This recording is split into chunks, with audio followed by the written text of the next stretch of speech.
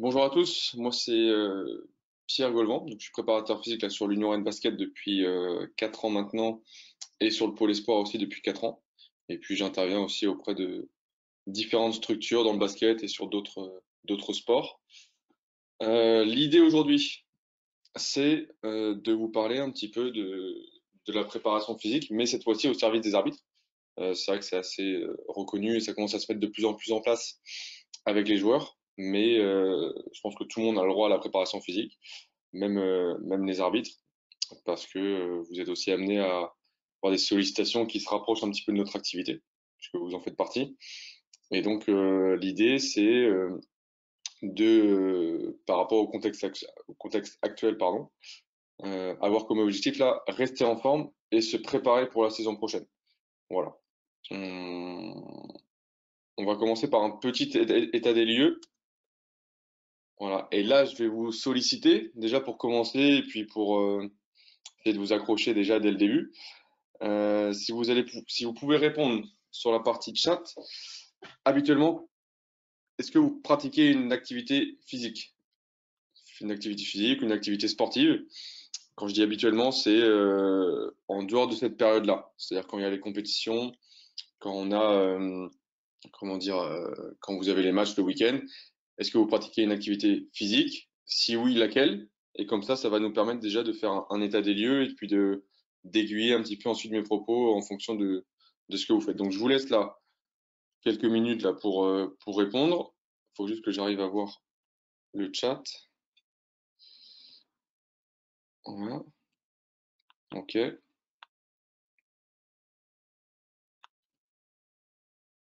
Après aussi ça aussi, je pense qu'il y a des arbitres aussi qui sont basketteurs, notamment pour les jeunes. Cyclisme. Ok, d'accord.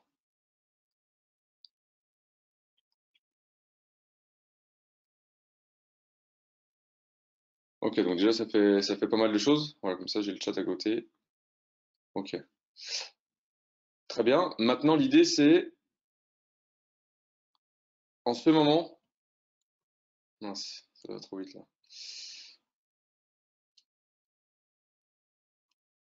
En ce moment, quel type d'activité physique vous faites? Quand je dis en ce moment, là, c'est depuis la période d'octobre. Quel type d'activité vous faites? À quelle fréquence? Sur quelle durée? À quel niveau d'intensité? Bien sûr, si vous me répondez non à la première, bon, comme ça, c'est réglé, mais voilà, que pareil, on ait un petit aperçu de tout ça pour qu'ensuite je puisse vous aiguiller sur justement des choses qu'on peut mettre en place assez facilement. Donc, pareil, je vous laisse 1 ou 2 minutes là pour répondre, prendre le temps.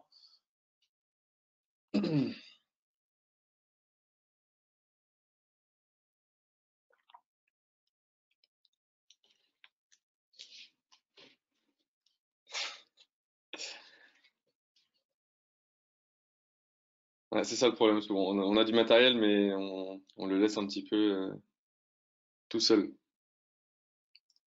Il y a Philippe qui m'a répondu qui faisait rien. Les autres, vous pouvez aussi dire que vous faites rien, ou justement, si vous faites quelque chose, c'est là que c'est intéressant. Ok, il y en a qui font toujours du basket, ok. Ok.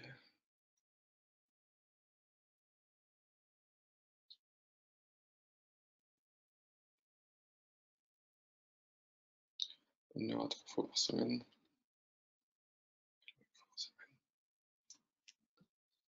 Une fois, 3 fois par semaine, ok. Vélo 1 fois par semaine, environ 1h30 à chaque fois, basket, intensité, assez basse. Ok, 1 à 2 sorties hebdo, footing, ok. Majid, toi tu fais rien. Je t'ai vu sur le truc et toi tu réponds même pas. Bon voilà, l'idée c'est qu'on se rend compte déjà que, ok, fractionné, ok. Voilà.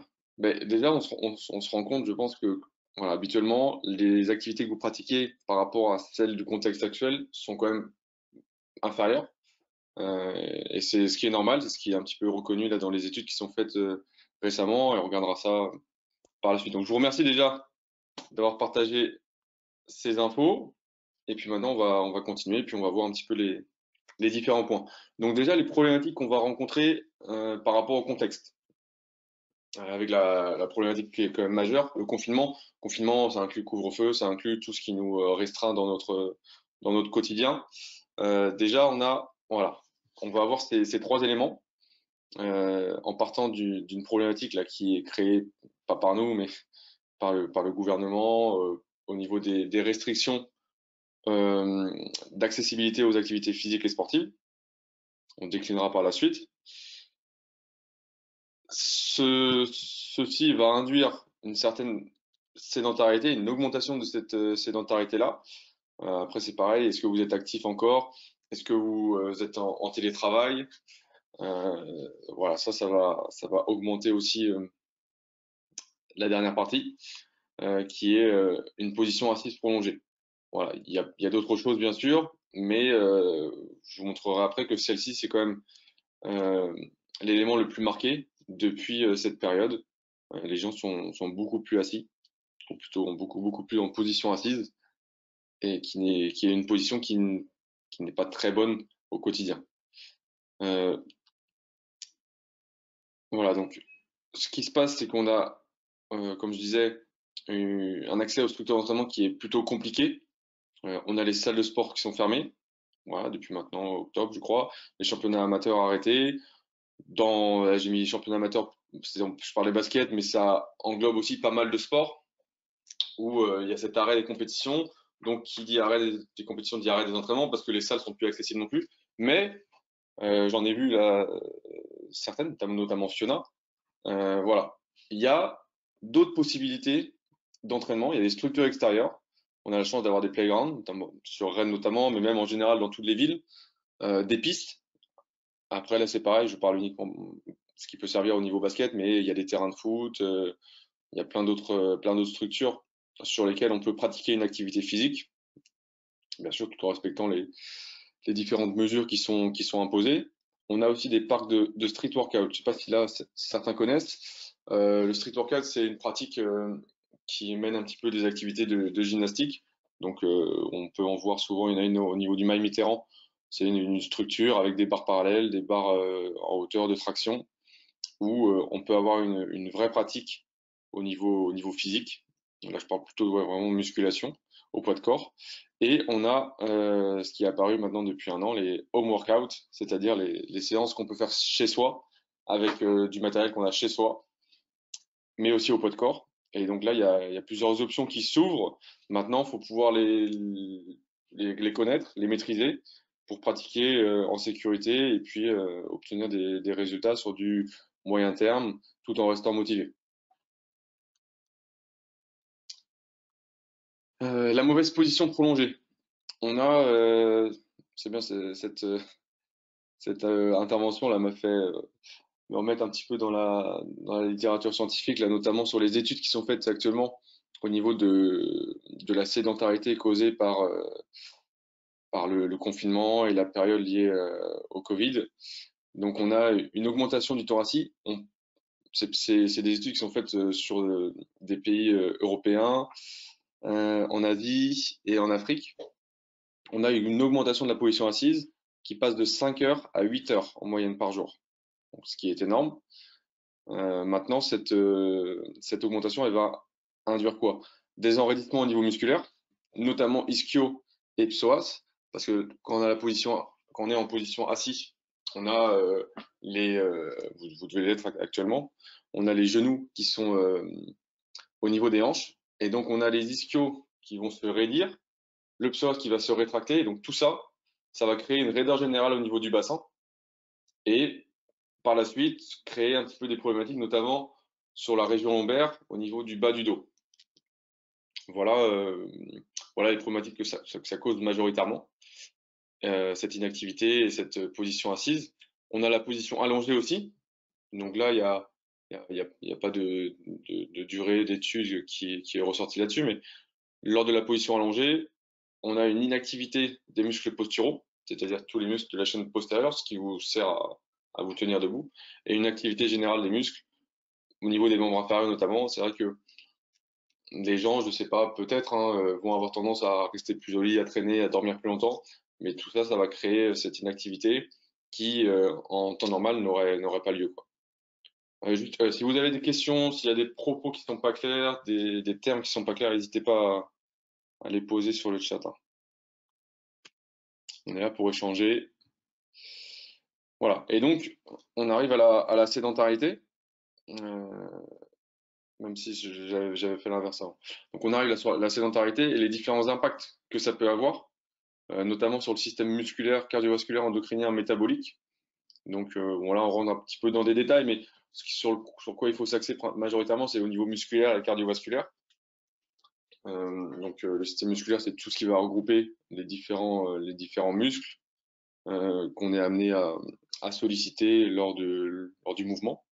Et cardiovasculaire, c'est plus là le muscle du cœur dont on parle et la capacité, on va dire un petit peu d'endurance, aérobie, voilà. Donc ça c'est pareil, ça c'est des éléments tirés d'études qui sont faites en ce moment sur la sédentarité causée par le Covid ou la Covid, je sais pas comment vous préférez. Donc, on a des effets négatifs sur tous les niveaux d'intensité de l'activité physique. C'est-à-dire que même les gens qui ont des activités à intensité basse et des sportifs qui ont des activités à intensité haute, on a dans tous les cas un effet négatif euh, à cause de à cause de cette sédentarité-là. Sédentarité, ben, forcément, peut-être qu'entre 18h et 20h, d'habitude, on a des habitudes qui font qu'on est en mouvement, qu'on est en déplacement, et puis donc là, on a déjà ces 2 heures en moins où donc on va créer de la sédentarité tout simplement. Les consommations alimentaires et les habitudes de repas qui vont être plus malsaines. Euh, Encore une fois, là c'est sur la même étude au niveau des différents pays d'Europe, d'Afrique et d'Asie. Donc forcément, on est peut-être plus chez soi, plus à rien faire, et donc on va avoir tendance à consommer un petit peu des aliments, à casser un peu nos habitudes alimentaires, manger des choses qui sont pas forcément bonnes. Le seul, le seul élément qui est plutôt positif, c'est que la consommation excessive hein, d'alcool euh, a diminué significativement. Bon, je pense qu'on sait tous que la fermeture des bars, des boîtes de nuit, etc., ça a un impact fort là-dessus, mais je pense que c'est un vrai point positif. Et le dernier point, c'est-à-dire qu'en quelques jours, donc là maintenant ça fait depuis octobre, novembre, décembre, janvier, ça fait quasiment 6 mois qu'il y a ce confinement-là et ces restrictions. Et donc en quelques jours, on perd de la masse musculaire et on diminue nos capacités aérobies. D'accord? Donc vous vous rendez bien compte que maintenant, après 6 mois, on part pas de zéro parce qu'on a quand même tout le monde a une base général par rapport à toute l'activité qu'il a fait dans sa jeunesse, à l'adolescence, etc. Mais on a quand même une perte du niveau musculaire et aérobie. Donc voilà, ça c'est tiré de l'étude dont je vous parlais. C'est l'évolution déclarée de l'activité physique globale de ces différentes composantes et de la sédentarité par rapport à avant le confinement. Ok. Donc, on peut regarder, ce qui va nous intéresser surtout, c'est l'activité physique globale. Vous pouvez voir sur la première ligne, alors j'ai pas de curseur.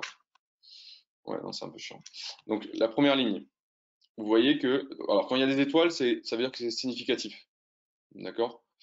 Donc, on peut voir déjà qu'il y a 13 à 20% euh, des personnes qui ont augmenté cette partie-là. Mais on a surtout 50% pour les hommes et 44-45% pour les femmes qui ont diminué leur activité physique globale par rapport à avant le confinement.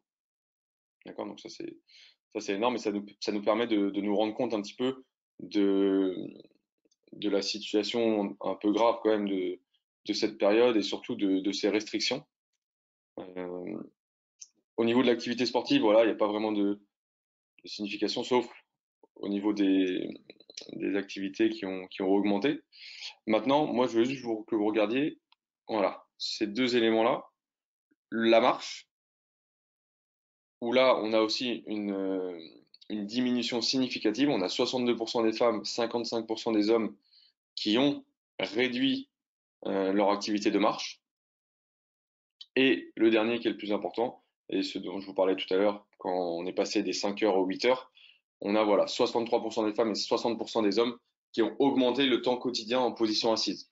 Et donc, ce que je veux vous dire à travers ce document, c'est déjà prendre conscience de ces faits-là, et peut-être vous dans votre quotidien, et voir que bah, tout ça, ça va créer des problématiques qu'on va voir après. Mais voilà, toute cette tension au niveau du bassin, ces douleurs au niveau du dos. On va avoir aussi, bah, potentiellement, si on est moins actif, prise de poids, d'accord? Perte de la masse musculaire. Et donc, je pense hein, que déjà rien que ces trois facteurs-là, on a déjà aussi une diminution au niveau du bien-être physique, notamment.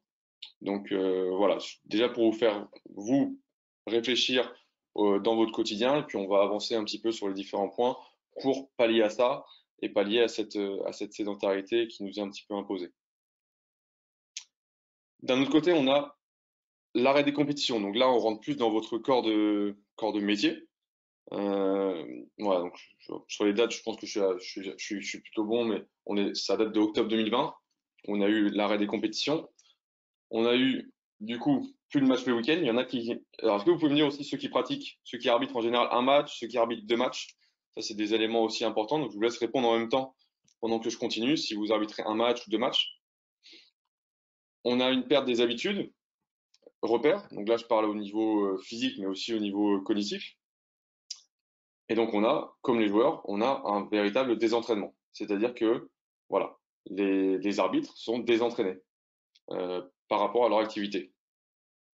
Et donc, je pense qu'il y a des vraies réflexions à avoir sur la reprise, sur comment se préparer pour revenir dans un état de forme physique correct, mais également dans un état mental pour retrouver les habitudes et tout ce travail-là qui vous est quand même assez propre. Donc voilà, donc deux matchs le week-end. Donc déjà, on a deux matchs de 40 minutes. On a 40 minutes effectifs. On a en général une heure d'activité. Donc vous avez déjà 2 heures d'activité que vous aviez le week-end en moins. Donc vraiment propre à votre activité.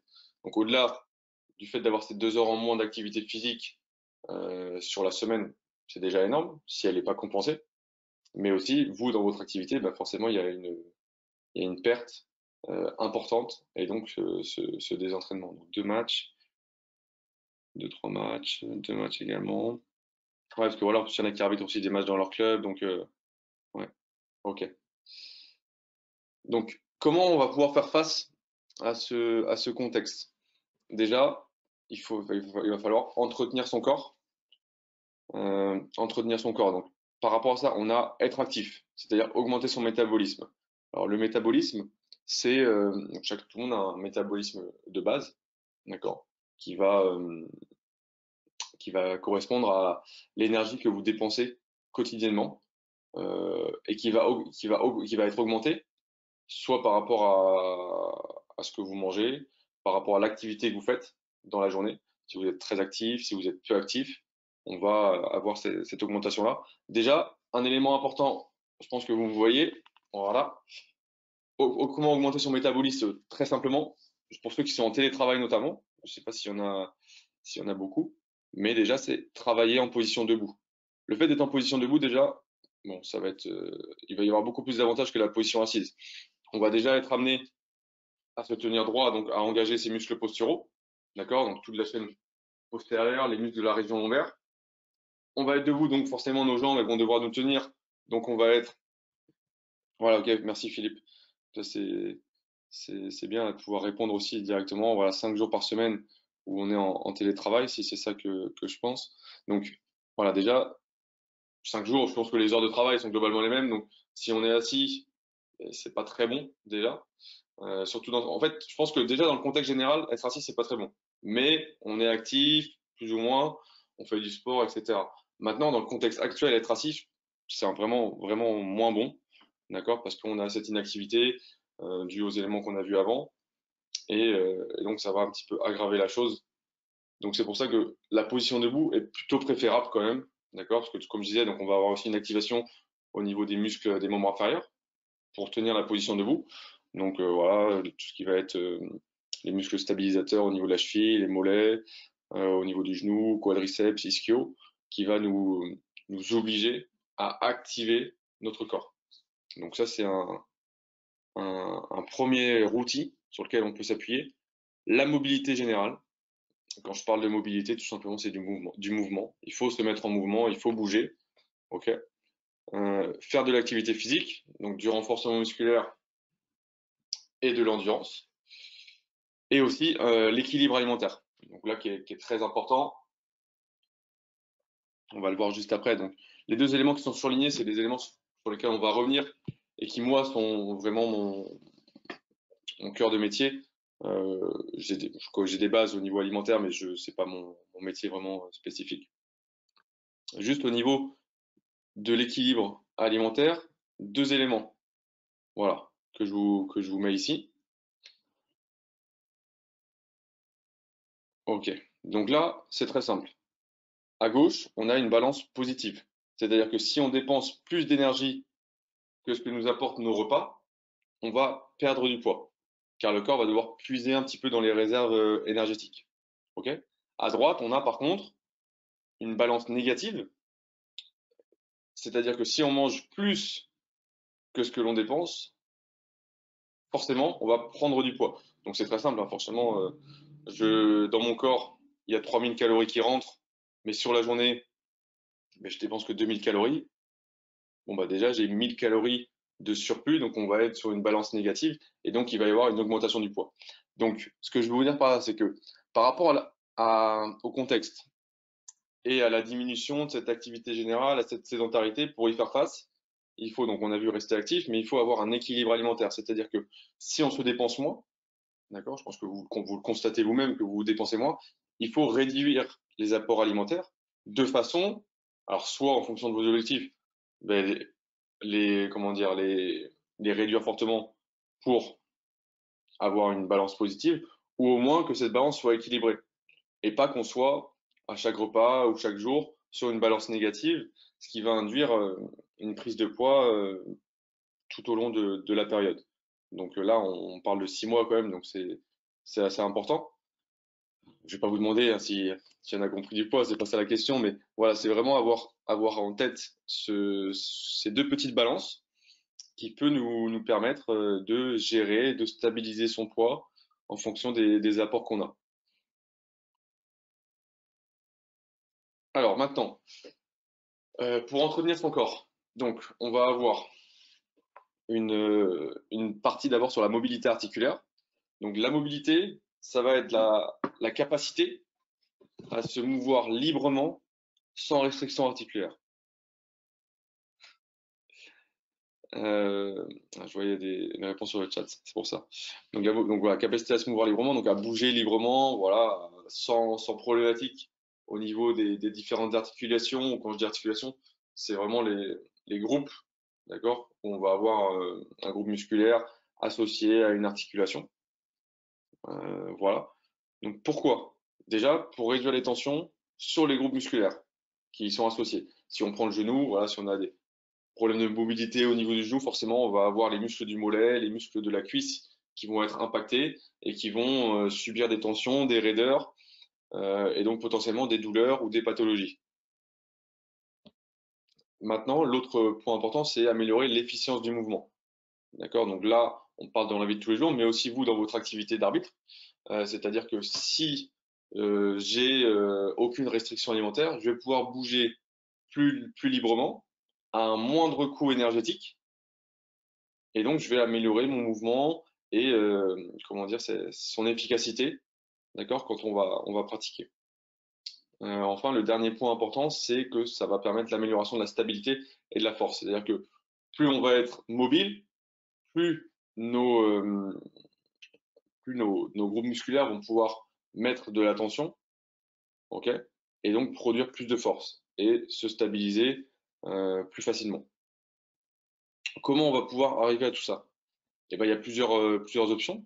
Mobilisation active, c'est-à-dire qu'on va voilà, avoir des exercices de mobilité. On reviendra sur les cas pratiques et sur les ressources plus tard. Mais voilà, se mobiliser, bouger, le haut du corps, le tronc, les membres inférieurs. Euh, tout ce- tous ces mouvements vont inclure une mobilisation active. Les étirements, je pense que tout le monde connaît les étirements ou a déjà entendu parler.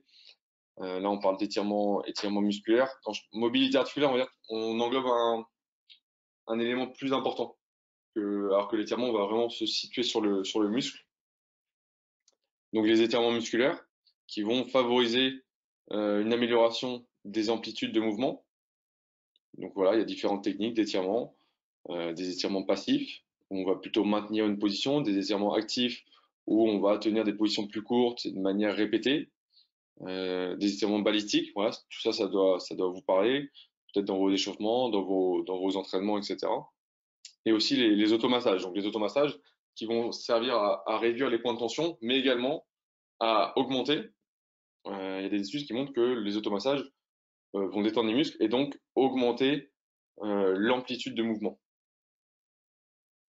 Ce qu'on appelle en anglais le range of motion. C'est-à-dire, voilà, cette amplitude de mouvement, cette ouverture, cette liberté au niveau de chaque articulation. On passe maintenant au renforcement musculaire. Toujours, si vous avez des questions, n'hésitez pas. On pourra revenir après, mais c'est vrai que si vous avez des questions sur le moment présent, autant les poser, comme ça on avance au fur et à mesure sur chaque diapo. Concernant le renforcement musculaire, donc c'est toute activité qui va viser à améliorer l'efficacité d'un groupe musculaire. D'accord? Pourquoi? Il y a plusieurs éléments qui vont justifier un petit peu cette mise en place du renforcement. L'amélioration de la posture, voilà, juste être actif. Je vous disais que on a rien que la position debout, je vous disais plutôt qu'on avait une amélioration de la posture grâce à une activation des muscles posturaux, les muscles qui sont à l'arrière du dos. Et donc, ce renforcement, d'accord, aussi bien au niveau des membres inférieurs ou du haut du corps, va avoir un impact sur cette posture, diminuer le risque de blessure. Donc là, c'est pareil, on rentre vraiment dans la spécificité. Je sais pas si les arbitres se blessent. Voilà, je sais pas si les arbitres se blessent en compétition ou peut-être hors compétition. Mais plus on va avoir des structures musculaires qui vont être fortes, moins voilà, on va dire, voilà, si on a des structures musculaires qui sont fortes, on va pas éviter les risques de blessure, mais on va le diminuer. D'accord? Diminuer. Je pense que vous êtes aussi comme nous dans l'activité basket, donc c'est principalement les membres inférieurs qui sont sollicités. Et je pense que le renforcement musculaire, il va particulièrement viser cette partie du corps pour protéger et diminuer le risque de blessure sur l'étage de la cheville, l'étage du genou, l'étage de la hanche, qui sont quand même pour moi les trois éléments les plus importants sur ces activités sollicitant les membres inférieurs. Voilà, donc je vois les réponses. Oui, les arbitres se blessent. Donc il y a une part beaucoup plus importante dans cette dimension-là. Pour finir, on a un renforcement osseux, c'est-à-dire que toutes les structures, ça c'est surtout sur la période d'adolescence, mais sur la durée aussi, le renforcement musculaire va, comme je disais, renforcer les structures musculaires, mais aussi toutes les structures périphériques, et notamment les os qui y sont associés. Et ça va prévenir l'ostéoporose. L'ostéoporose, c'est une fragilisation des os qui intervient au fur et à mesure, voilà, au cours de l'âge, en fait, tout simplement.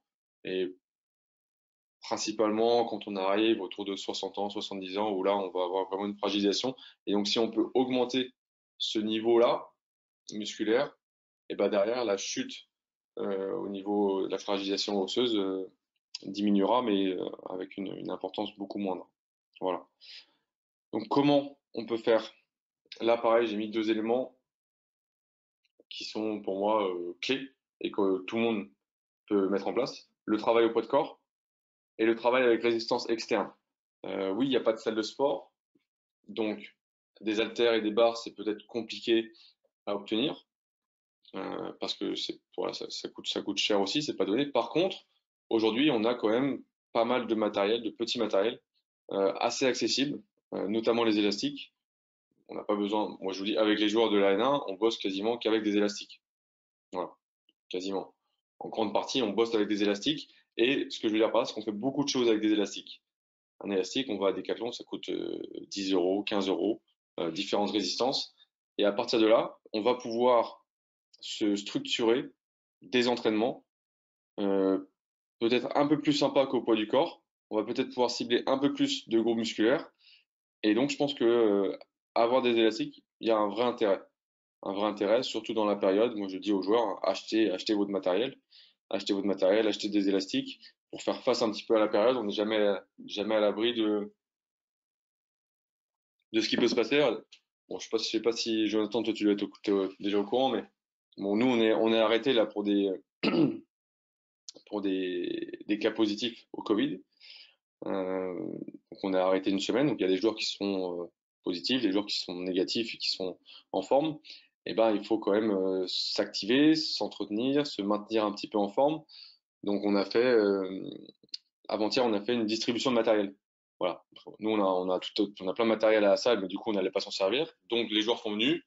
Voilà, on a bien respecté le truc, mais chacun est reparti avec du matériel, un élastique, une mini bande, un TRX pour pouvoir faire de l'activité chez soi. Et ça, aujourd'hui, je pense que c'est vraiment important d'avoir ce petit matériel qui peut vraiment être utile. Et au-delà de ça, vous l'utiliserez aussi, à mon avis, sur vos routines d'échauffement. On a parlé un petit peu avec Jonathan, qui me disait que certains avaient des routines un petit peu d'échauffement, d'activation. Parce que je lui disais que moi, j'ai l'impression que les arbitres, ils arrivaient, ils faisaient deux traversées de terrain, et puis ça y est, ils étaient chauffés pour le match. Mais non, il me disait que voilà, il y en a qui bossent aussi dans le vestiaire et qui ont une première activation. Et donc, je pense que là, voilà, il peut y avoir également un vrai intérêt d'utilisation dans ce contexte-là. Le dernier point, il me semble, c'est l'endurance. Donc, la capacité à réaliser un effort le plus longtemps possible en résistant à la fatigue. D'accord? C'est des définitions très simples qu'on peut visualiser facilement avec deux versants. Un versant de capacité où on va tenir une intensité d'effort le plus longtemps. Voilà, une intensité modérée qu'on peut tenir le plus longtemps possible. Et la puissance où là, on va pouvoir avoir un effort de haute intensité, d'accord?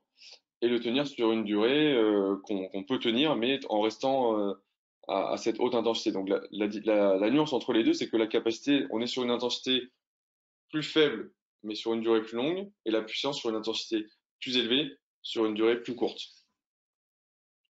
Donc là, encore une fois, ben, l'endurance, j'ai pris le terme d'endurance pour que tout le monde visualise, parce qu'après, il y a des complexités au niveau des termes, aérobie, anaérobie, etc., qui sont pas forcément appropriés là sur l'intervention, mais on va avoir, avec ce travail-là, une amélioration de la capacité cardiovasculaire et respiratoire.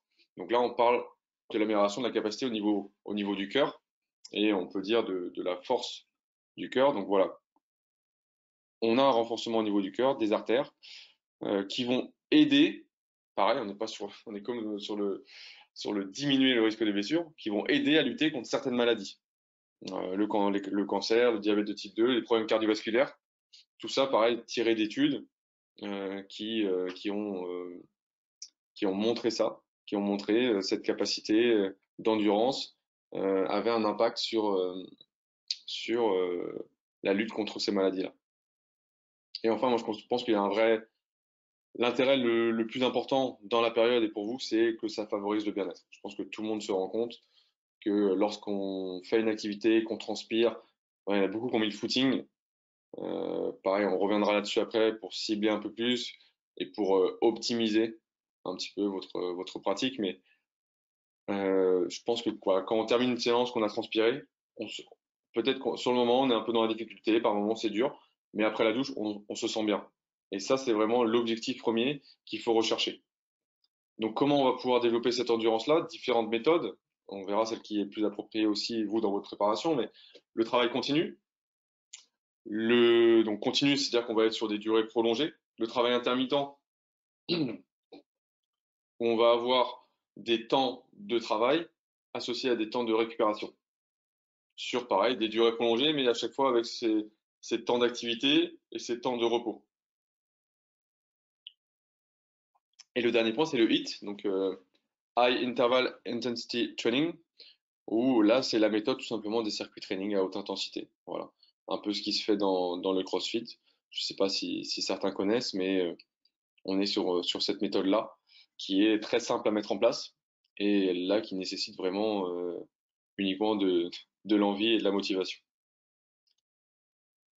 Les ressources. Donc là, je ne sais pas si vous êtes sur votre portable, sur votre ordinateur. Je vous mets quelques ressources que vous allez pouvoir scanner maintenant avec voilà des éléments sur lesquels je m'appuie, aussi bien au niveau des exercices, au niveau des entraînements. Et je pense que pour les gens qui n'ont pas forcément les compétences de créer sa séance ou comment dire de prendre un coach particulier, ben, il y a beaucoup de ressources quand même sur Internet. Alors même s'il y a des choses qui sont vraiment pas intéressantes, il y a des choses qui le sont. Et donc je vous laisse regarder un petit peu. Donc on a une première chaîne là, c'est les enfants de la maison, je crois que c'est ça. Où en fait c'est un coach de CrossFit qui met en place des WOD. Donc WOD c'est Work of the Day dans le milieu du CrossFit et donc c'est un entraînement. Et il montre comment dire, il montre plusieurs entraînements chaque jour depuis la période du confinement. Là chaque jour un entraînement. Il est rendu à plus de 100 entraînements et il illustre les exercices en vidéo. Donc ça permet déjà d'avoir un visuel sur le mouvement. Et puis il présente le déroulé de la séance. Après, il faut avoir quelques connaissances CrossFit, mais c'est assez simple, vous pouvez trouver facilement sur Internet. Une chaîne YouTube là, où c'est des exercices, où il y a beaucoup d'exercices. Donc c'est pareil, un CrossFitter qui fait, un ancien CrossFitter qui fait des vidéos et qui montre tout simplement des exercices de mobilité, de renforcement avec matériel, sans matériel. Donc les deux du milieu là, c'est les mêmes chaînes, d'accord? C'est la même chaîne avec la première playlist, là, c'est des exercices de mobilité, principalement sur les membres inférieurs, qui sont pour vous plutôt intéressants. Et l'autre, plutôt sur le renforcement sans matériel. Donc, il a fait une playlist, je crois que c'est Home Workout, et donc il utilise du matériel du quotidien ou pas de matériel pour faire des séances. Et vous allez voir qu'il y a beaucoup de mouvements avec différentes variantes qui peuvent être réalisées. Le dernier, c'est un site de contenu CrossFit. Donc là, c'est peut-être un peu plus poussé parce qu'il faut connaître un peu les termes, mais comme je vous ai dit, c'est plutôt bien expliqué. Et on vous propose des séances type CrossFit euh, où vous pouvez choisir, où vous pouvez en fait ajouter des filtres, c'est-à-dire équipement sans équipement, si équipement, quel équipement vous avez, sans équipement, voilà, quelle partie du corps ou quel thème je souhaite travailler, ben, le membre inférieur, les membres supérieurs, le cardio, et en fait ça vous met pareil des WOD, donc des séances type à faire sur des durées plus ou moins longues. Il y a beaucoup de choix, donc ça permet de sélectionner déjà son entraînement, faire ce qui nous donne envie. Et puis derrière, bon, on est quand même sur un vrai travail s'il y a une belle intensité de mise, quoi. Donc je vous laisse regarder, prendre le temps là, de scanner un petit peu chacun, et puis de toute façon, vous aurez le diapo à disposition, donc ça sera facile pour les regarder après. Donc je vous laisse là 30 secondes pour regarder quelques exercices et un petit peu de quoi ça parle.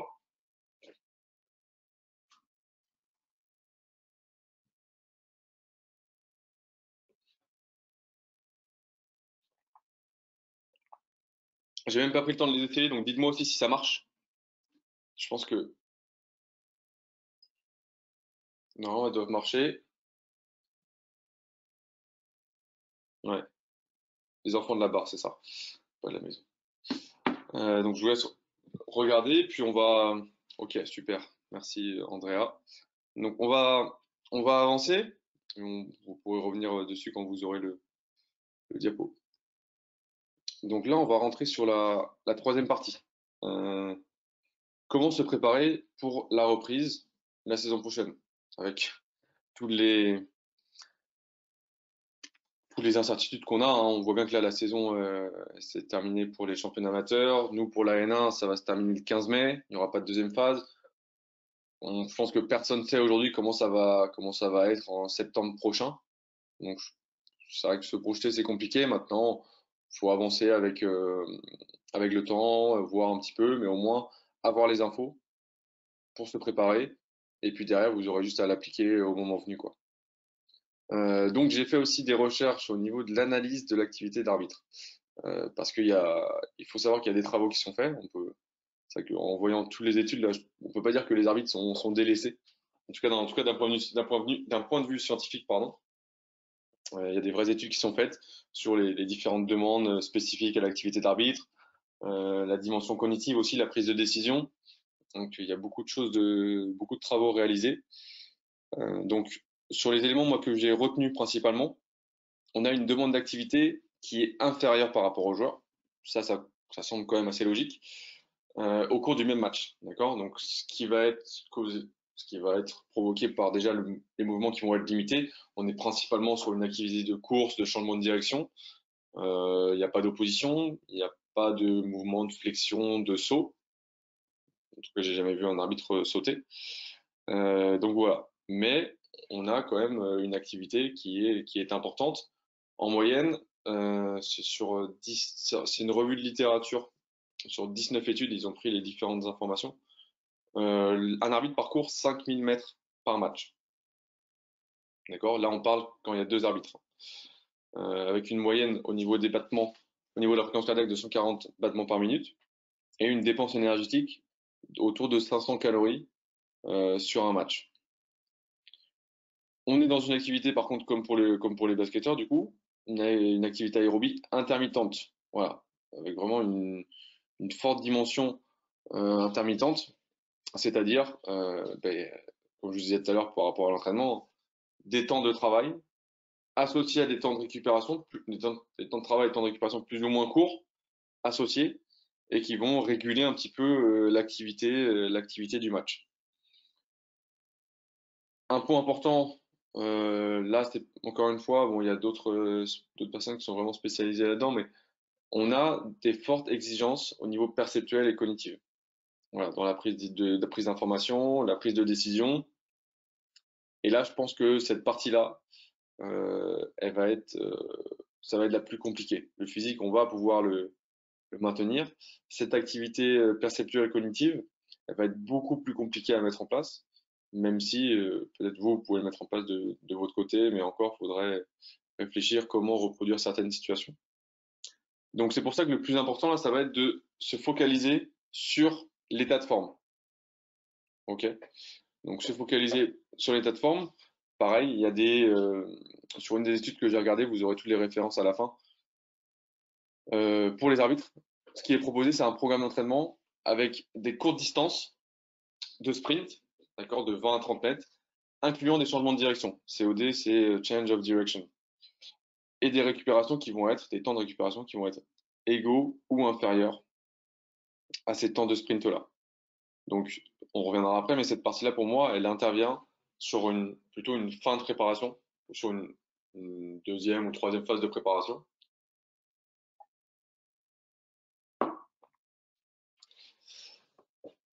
Voilà. Donc, voilà, vraiment mettre un focus sur l'état de forme, se mettre en forme déjà, d'accord? Et ensuite, à partir de là, rester en forme à travers différents types de séances. Alors là, j'ai pris les références au niveau des tests qui sont faits, parce que j'ai appris aussi qu'il y avait un test qui était fait pour les arbitres. Je ne savais pas du tout. Donc le test navette Luc Léger, voilà, qui consiste 20 mètres aller-retour rythmé avec la bande sonore qu'on connaît tous, hein, le bip bip, que les joueurs en général n'aiment pas trop. On a sur différents d'autres structures, donc le test FIBA Elite Group of Referee, où on a le yo-yo intermittent recovery test sur le level 1. Donc là, ça correspond à 20 mètres aller-retour, c'est le même principe, rythmé avec une bande sonore, c'est le même principe. Mais on a une zone de récupération parce qu'on a dit que notre activité, elle était intermittente, que la vôtre aussi, elle est intermittente. Donc ça inclut des temps de travail, des temps de récupération. Et donc sur ce test-là, on a 20 mètres, 20 mètres, 5 mètres, 5 mètres de récupération et ça repart. Donc le principe est le même avec le bip sonore, mais par contre, on a à chaque fois cette zone de récupération qui permet de récupérer et d'être dans la dimension intermittent de l'activité et du test. Ok. Le test FIBA, National of Competition, lui, c'est un fitness test sur 20 mètres shuttle run. Donc shuttle run, c'est répétition de sprint. D'accord, donc j'ai pas trouvé les temps de récup, mais bon, là je pense que c'est un test qui est un peu de ce que j'ai compris là dans les différents travaux que j'ai lus, qui sur lesquels potentiellement, il y a beaucoup de personnes qui sont pas d'accord sur la mise en pratique de ce test-là, qui correspond moins à l'activité que le yo-yo. Donc pour les femmes, il faut parcourir 1320 mètres. Donc il y a 66 fois 20 mètres. Ok. Et pour les hommes, 1720 avec 86 répétitions de 20 mètres. Donc là, je pense que ce test-là, pour y accéder, ça doit être costaud quand même. Donc voilà. Donc l'idée, dans tous les cas, c'est qu'on est globalement sur les mêmes distances. À chaque fois, on a 20 mètres. Par contre, on se rend compte que sur les deux tests que nous avons au niveau de la FIBA, ce sont des tests intermittents. Alors, c'est pas une question de discuter la mise en place du test ou non, c'est dire que on se rapproche de l'activité par ces deux tests-là, mais le navette, Luc Léger, on y est aussi. Et ce qui va réguler cette intermittence, c'est les changements de direction. C'est-à-dire que forcément, on va pas être en continu parce qu'on doit changer de direction à chaque ligne quand on atteint 20 mètres. Et donc, juste le fait de décélérer et repartir, on a ce changement de direction et donc c'est donc cette intermittence un peu moins marquée que pour les deux tests, mais on l'a quand même. Donc, pour se préparer, il va falloir suivre une préparation estivale. Tout d'abord, l'entraînement d'endurance. Donc là, pareil, pour vous mettre un petit peu les bases d'entraînement, on rediscutera après des spécificités, mais je me suis basé là sur une étude faite par des médecins qui définissait un petit peu la quantité et la qualité de travail au niveau pour maintenir et améliorer les qualités cardiovasculaires, musculaires, la composition corporelle, la flexibilité, donc la souplesse, etc. Donc au niveau de l'entraînement d'endurance, donc là on parle vraiment soit de maintien, soit d'optimisation. Fréquence, il faut déjà des entraînements d'endurance 3 à 5 fois par semaine. Donc l'endurance, on est d'accord, c'est toute la capacité cardiovasculaire, respiratoire, d'accord, comment dire, répéter les efforts. On est là-dedans. Donc 3 à 5 fois par semaine. Au niveau des intensités, ce qui est proposé, il y a, lorsqu'on est en forme, 55 à 65, 55-65% à 90% la FC max de réserve. Donc la FC max de réserve, c'est la fréquence cardiaque maximale moins la fréquence cardiaque de repos. D'accord? Donc là, on rentre un peu dans des spécificités. Je ne vous demande pas d'aller dans ces calculs-là, même si vous souhaitez avoir un entraînement poussé, c'est possible. Mais avoir à l'idée un petit peu des chiffres et des éléments précis sur cette dimension-là. Quand on est moins en forme, on est sur du 55 à 64% de la FC max de réserve. Les durées de travail, ça peut aller de 20 à 60 minutes en fonction du type d'effort, continu ou intermittent, en sachant que nous, ce qui va nous intéresser, dans un premier temps, c'est peut-être le continu, qui va permettre de se remettre un petit peu en route et d'avoir déjà une première progression pour ceux qui pratiquent peu ou sont moins en forme, et aller au fur et à mesure vers de l'intermittent. L'intermittent qui va se rapprocher de notre activité, et donc forcément, ça va prendre plus de sens. Au niveau des intensités, sur des intensités faibles, donc low intensity, on est sur 30 minutes ou plus d'effort. Quand on met de la haute intensité, là, le temps de travail, il va réduire.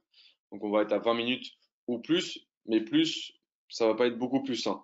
D'accord? Si on veut tenir des hautes intensités, je pense pas qu'on ira au-delà de 35 minutes. D'accord? Mais on a la capacité quand même de tenir des fois jusqu'à 30 minutes. Les modalités qu'on va utiliser pour arriver à ça, l'idée générale déjà, ça va être de solliciter plusieurs groupes musculaires. Voilà, plusieurs groupes musculaires maintenus en continu avec du rythme. Ok. Et donc pour ça, il y a différentes activités qui sont possibles. Donc la marche, la randonnée. Voilà, il y en a qui l'ont cité là dans l'état des lieux. Il y en a qui, j'ai vu, il y avait marche, il y avait randonnée, il y avait course, vélo, natation, je crois pas, mais la natation est super super intéressante comme pratique. Et puis des sports d'intensité. Sport d'intensité, on peut dire, mais je fais 1 heure et demie de tennis. Bon, on est sur un sport d'intensité. 1 heure et demie de basket, 1 heure et demie de badminton, je sais pas ce que vous voulez. Mais dès qu'on choisit un sport et qu'on a une pratique voilà, plutôt à dominante pas de compétition, mais où on souhaite y mettre de l'intensité, on va avoir forcément un travail au niveau de l'endurance. Voilà. Là, on va peut-être s'arrêter un peu plus si vous avez des questions, pour vraiment qu'on prenne le temps sur les différents types d'entraînement. Donc, si vous avez des questions, là, n'hésitez pas. Des choses qui sont pas claires.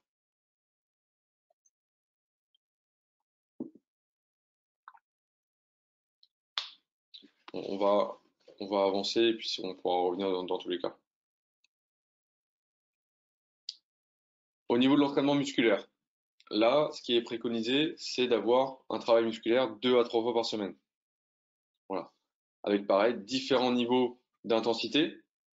Peut-être travailler au poids de corps pour les personnes débutantes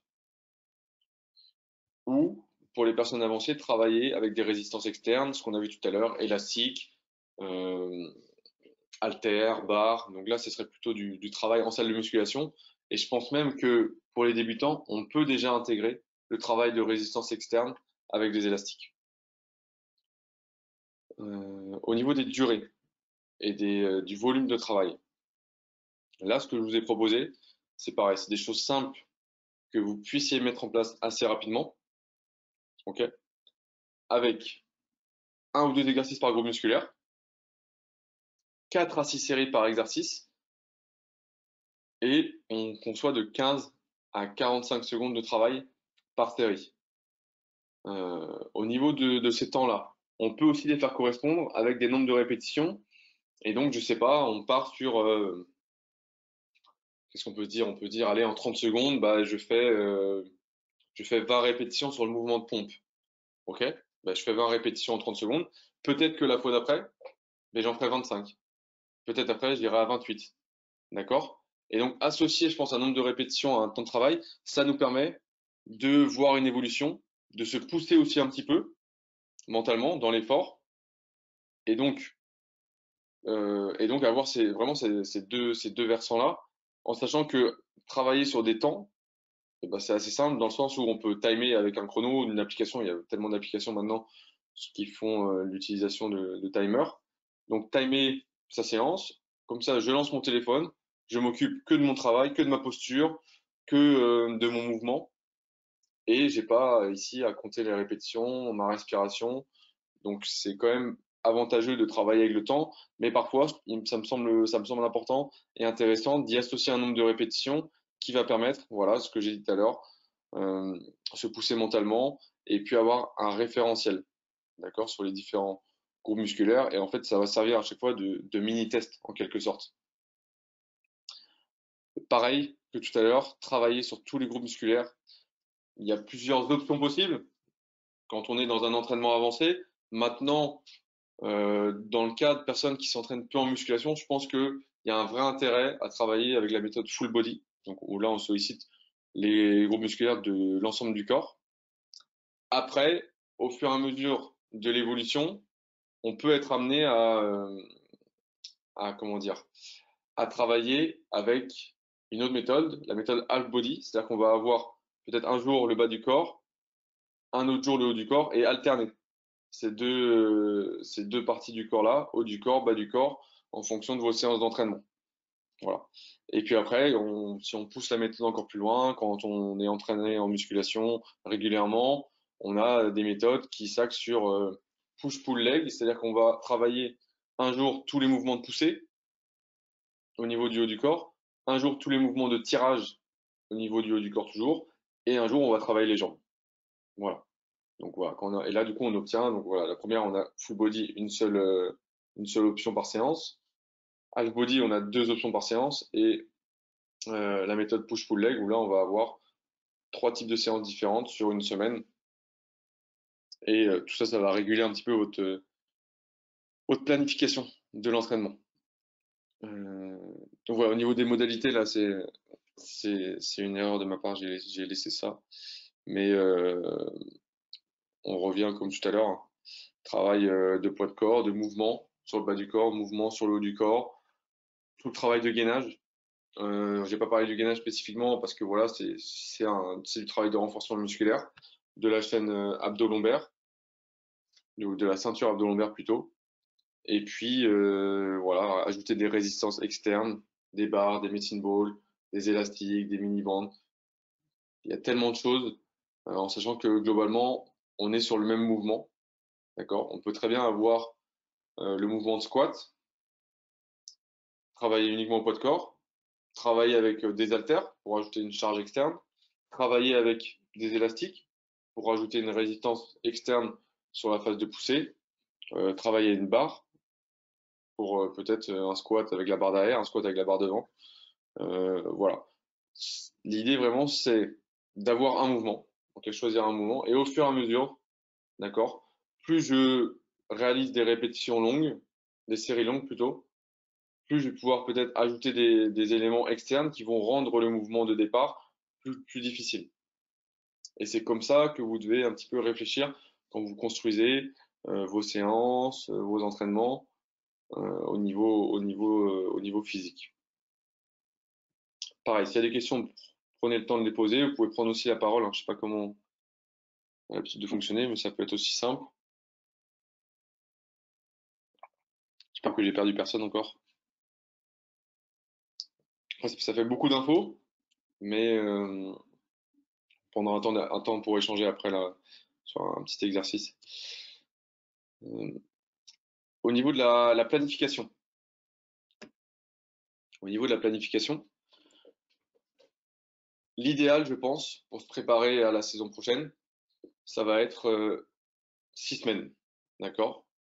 Parce que, parce que, alors, déjà, par rapport à la période actuelle, donc dans le thème là, que j'avais vu là sur qui a été défini un petit peu par rapport à cette intervention-là, c'était comment appréhender au mieux par rapport au contexte actuel, etc. Alors déjà, savoir si, la question, c'est si vous vous préparez réellement.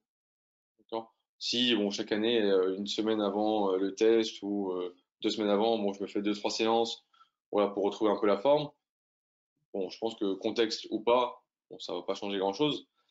Par contre, pour ceux qui non, justement, ça va changer beaucoup de choses. Par contre, pour ceux qui s'entraînent régulièrement, qui prennent le temps de se préparer, etc., là, il y aura pas beaucoup de changements. D'accord? Donc, idéal qu'on soit sur 6 semaines et une planification convenable. Je pense que 4 semaines de travail, voilà, à hauteur de 4 séances par semaine, je pense que c'est un bon compromis.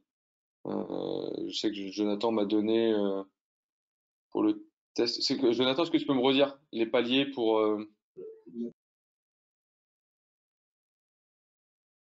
le test? Palier 8, je crois que tu m'avais dit. Alors pour les filles, c'est palier 8. Mhm. Pour les garçons, c'est palier 10, mais c'est dégressif par rapport à l'âge. D'accord, ok. Mais la grande majorité des arbitres voilà, régionaux qu'on a, c'est palier 10 pour les garçons et palier 8 pour les filles. D'accord, ok. Ok. Donc voilà. Donc c'est pas non plus. C'est, je pense, des standards qui sont quand même accessibles. Pas besoin d'avoir un haut niveau d'entraînement, d'accord? Mais par contre, il faut être en forme, quoi. Voilà, il faut être en forme pour pouvoir atteindre ces paliers qui sont quand même facilement accessibles. Et donc, 6 semaines de préparation, un petit peu par rapport au contexte, peut-être pour se remettre dedans, pour les personnes qui sont arrêtées depuis longtemps, bah, 6 semaines, ça va être bien. Pour ceux qui sont restés actifs, qui ne se sont pas vraiment arrêtés ou qui ont maintenu une activité physique, 4 semaines, ça sera suffisant. Et l'idée par rapport à ça, ça va être de fonctionner sur des cycles de 2 semaines. Quand on parle de cycle, c'est-à-dire qu'on va programmer les temps d'entraînement, d'accord, et des temps de récupération.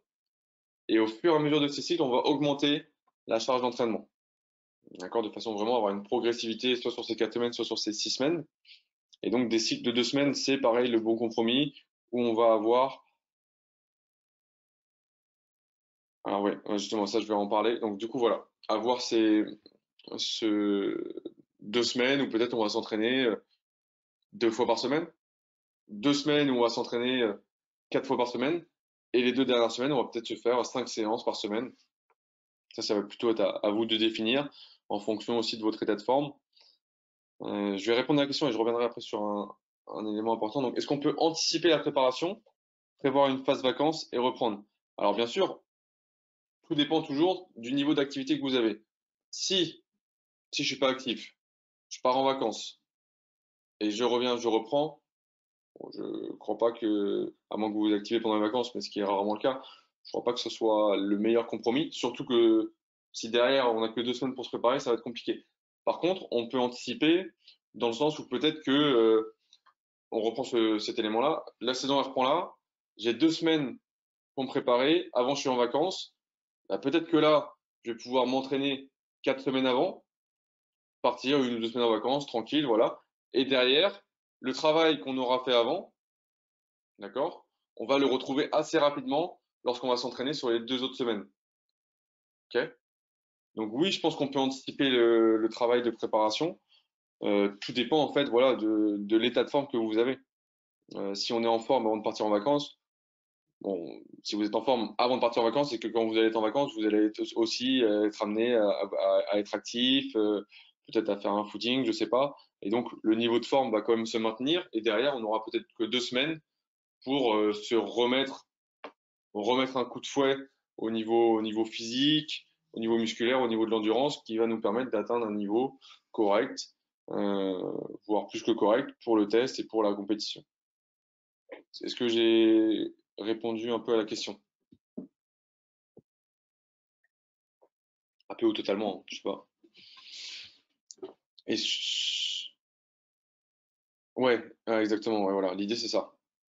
L'idée c'est ça, mais je pense que voilà, que si vous faites, après c'est pareil, si vous choisissez de faire 6 semaines intensives, voilà, j'ai vraiment envie de progresser, pas que pour l'arbitrage, mais pour moi-même.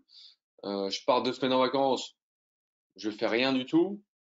Bon, forcément il va y avoir des pertes. On a vu tout à l'heure qu'en quelques jours on pouvait être amené à perdre de la masse musculaire et la dimension cardio, mais si on reste actif un minimum, on va pouvoir maintenir ces qualités-là. Et derrière, quand on va repartir, forcément, notre niveau de base, ben, au lieu d'être ici, il sera déjà là. Donc, pour arriver là, ce sera beaucoup plus facile. Un élément important là que j'ai pas ajouté, mais je pense que pour ceux qui souhaitent vraiment bien se préparer pour ce test, c'est que avant de commencer, voilà, avant mes 6 semaines, là, à J0, je fais un test. D'accord. Vous faites le test UGG, tout simplement. Facilement accessible. Voilà, j'organise, je mets mes deux plots, je mets mes 20 mètres, etc. Et je fais le test. Ok. Et là, on va avoir un intérêt parce que derrière, pendant 6 semaines, on va s'entraîner. Et soit je décide de faire un test un peu avant la date du test, ou sinon j'arrive le jour du test et au moins je vois un petit peu la progression. D'accord? Ah bah, je sais pas, je sais pas quand a lieu le test, mais si on parle, allez, mi-juillet, bah, j'ai fait le test, j'étais au palier 7. D'accord? J'arrive, jour du test, boum, palier 11. Ah ouais, donc là, j'ai fait 6 semaines, ça valait le coup, quoi. Autre chose, vous pouvez très bien vous dire, à 3 semaines, je refais un test. D'accord? Parce que pour des personnes qui sont, je sais pas que vous êtes pas entraîné, mais pour des personnes qui sont pas sportives de haut niveau, on progresse assez vite, euh, au niveau de l'économie de course, au niveau de la dimension cardiovasculaire, au niveau musculaire. Et donc, on peut très bien se dire, à J0, je fais mon test. À 3 semaines, à J21, je fais un autre test. Ah ouais, déjà, j'ai pris un palier et demi. Bon, bah derrière, vous pouvez être sûr quasiment que le jour du test, vous aurez encore augmenté cette dimension et atteint un meilleur score. Voilà, et ça, je pense que c'est vraiment un truc important et qui peut vous tenir votre motivation, d'accord, sur une période de préparation.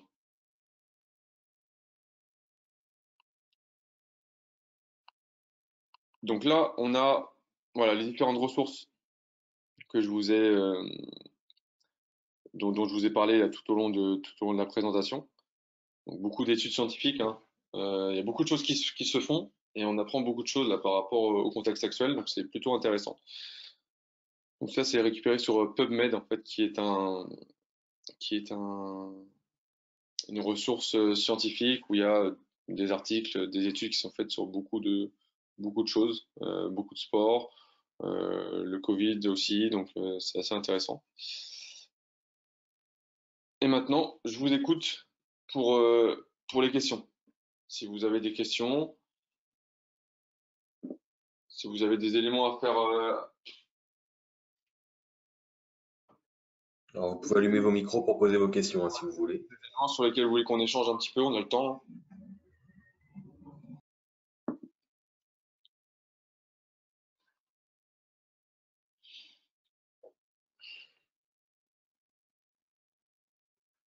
Je sais pas si tout a été clair. Je pense que tu as été clair, mais ne soyez pas timide si vous avez des questions à poser à Pierre, c'est le moment d'en profiter.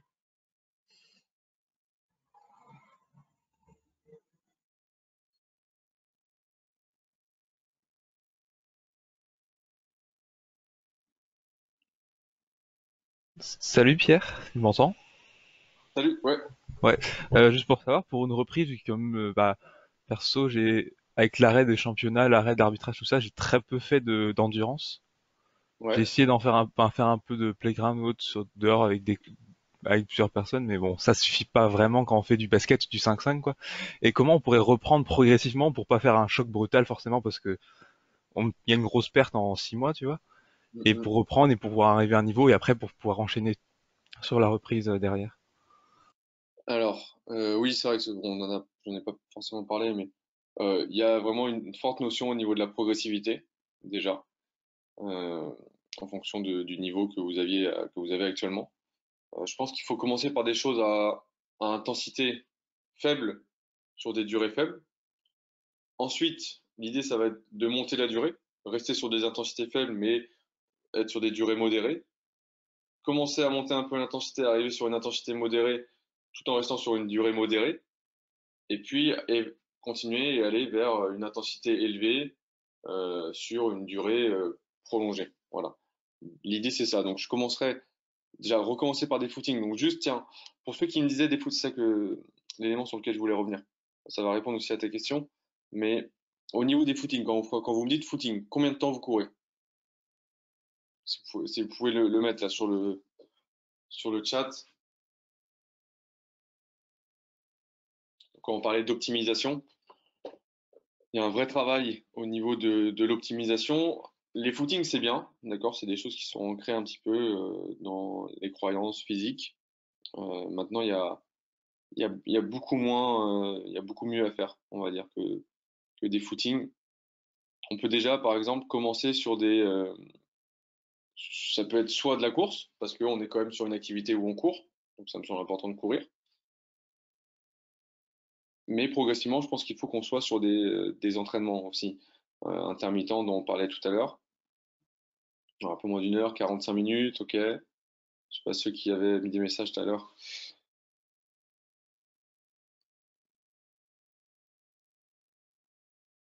Donc voilà, donc déjà, je pense que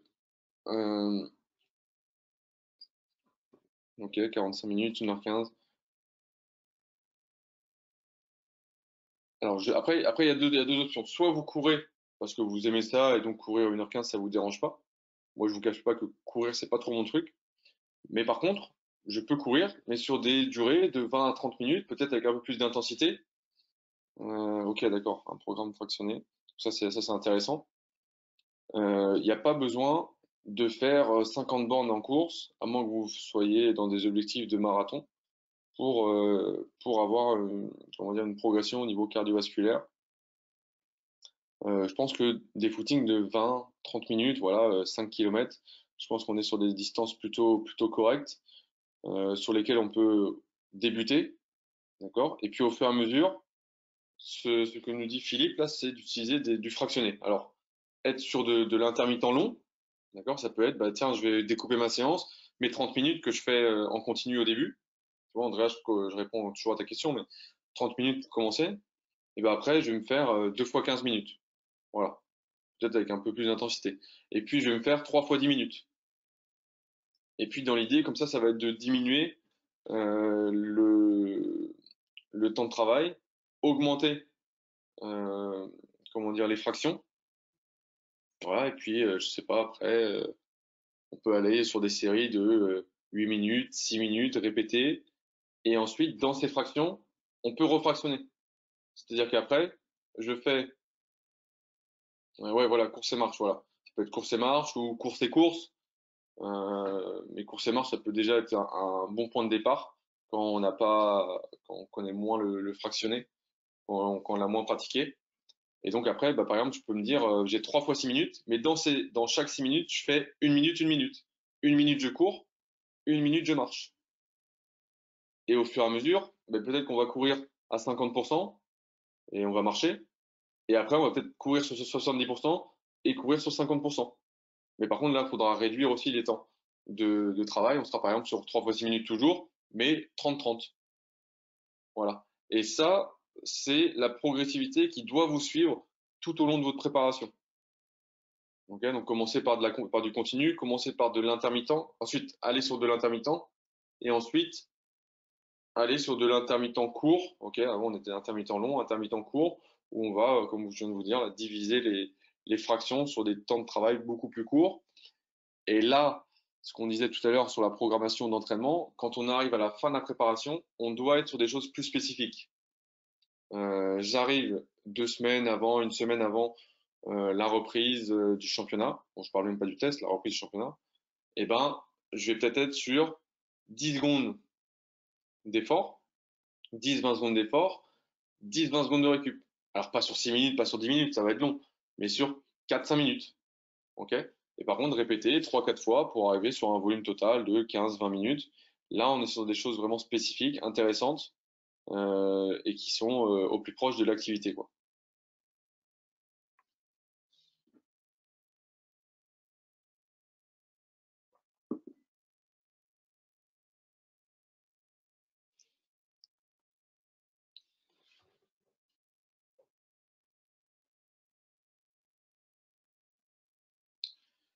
Bon, est-ce qu'il y a d'autres questions, d'autres remarques sur ce que je viens de dire, des réactions aussi?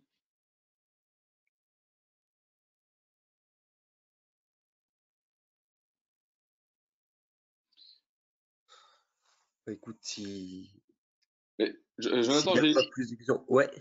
j'ai une idée sinon là. Alors ce que je vous propose. Donc, déjà, merci pour votre attention. J'espère que c'était pas trop lourd, il n'y avait pas trop d'infos, et que ça a pu vous apporter du contenu et voilà, de vous apporter du contenu pour vous entraîner. Maintenant, ce que je vous propose là, alors deux options. Soit on essaie de travailler un petit peu là pour construire des séances. Vous faites des propositions de séances, des constructions de séances, ou soit on se fait une séance. D'accord, pas de haute intensité, mais quelques travails de mobilisation, de renforcement. Comme ça, vous allez pouvoir vous mettre en action et être actif sur cette journée du samedi. Donc vous me dites là, soit un petit exercice de construction de séance, soit une séance. D'accord? Et comme ça, je vous apporte un petit peu du contenu là-dessus. Allez-y, positionnez-vous. Je vous laisse le choix.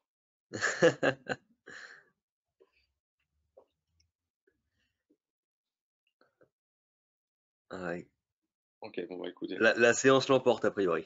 En fin de séance. Bon, on va se faire une petite séance. Donc vous n'avez pas besoin d'être voilà, dans une tenue olympique. Je vais vous laisser de toute façon faire de. Ah oui, d'accord. Philippe, il a dit une séance parce qu'il s'en va. D'accord. Ah, d'accord. Juste pour terminer, bon, ça sera sur le. Donc ça, c'est un programme physique sur lequel j'ai travaillé pour le confinement, en fait. Donc je vous laisse. De toute façon, vous aurez l'occasion de scanner plus tard. Donc ça vous envoie sur un WeTransfer où vous pouvez télécharger un programme physique que j'ai élaboré. Et comme ça vous servira déjà de base pour ceux qui sont un peu moins actifs sur la période. J'espère que ça va pouvoir vous guider un petit peu. Et puis dans les formes de travail, ça va vous aiguiller un petit peu. Pareil dans cette idée de construction de séance et de se créer son propre contenu. Je pense qu'avec les infos, là, un petit peu, on doit pouvoir y arriver. C'est juste un peu de réflexion, de prendre le temps. Mais au moins, vous avez une base de travail sur laquelle vous pourrez vous appuyer là sur la période ou plus tard. Bon, bah, on démarre tout de suite là avec la séance. Alors, je vais quitter ça. Vous aurez le diapo. Hop, je vais arrêter de partager mon écran. Ok. Alors, est-ce qu'il y a tout le monde? Non. Donc, ceux qui souhaitent activer votre caméra et la caméra, il n'y a pas de problème. D'accord? Comme ça, moi, ça me permet de voir aussi un peu les postures, corriger si besoin. Et sinon, les autres, on va démarrer. Donc, on va commencer avec quelques exercices là, mobilité. Alors, j'ai pas non plus beaucoup d'espace, hein. Mais c'est ça qui est bien, c'est que normalement, même chez soi, on peut s'entraîner. Donc, Majid, t'actives même pas ta caméra. Je suis censé devoir bosser un peu là. Alors, donc on va commencer là sur des différents exercices de mobilisation. On va commencer au niveau des hanches, monter sur le tronc et ensuite sur les épaules. Ok. Donc on est ici en position de planche au début. D'accord. On va amener le pied au niveau des mains, poser le genou arrière et repousser ici le genou avec la main vers l'extérieur. Ok. Donc c'est parti. Voilà, vous tenez 5 à 10 secondes et ensuite on change de côté. Voilà, donc je vous laisse le faire.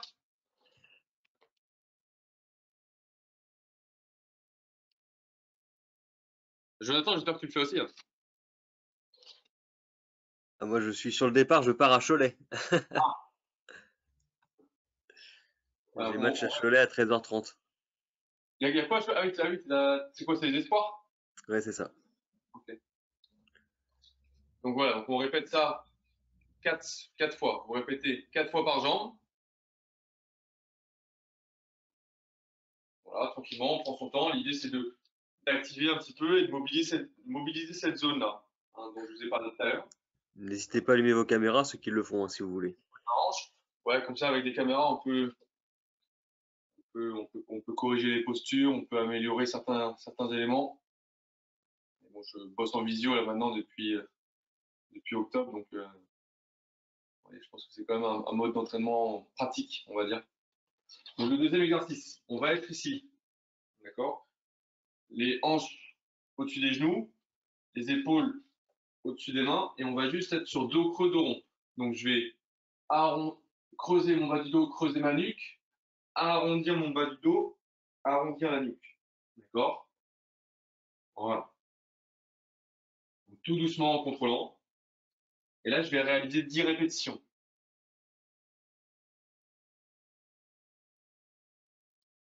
Voilà, 10 répétitions. Toujours contrôlé.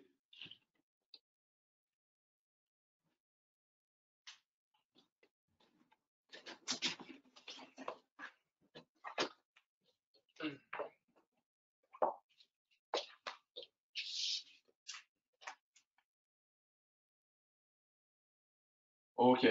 Ensuite, on va passer sur le travail d'ouverture au niveau du tronc et de l'épaule.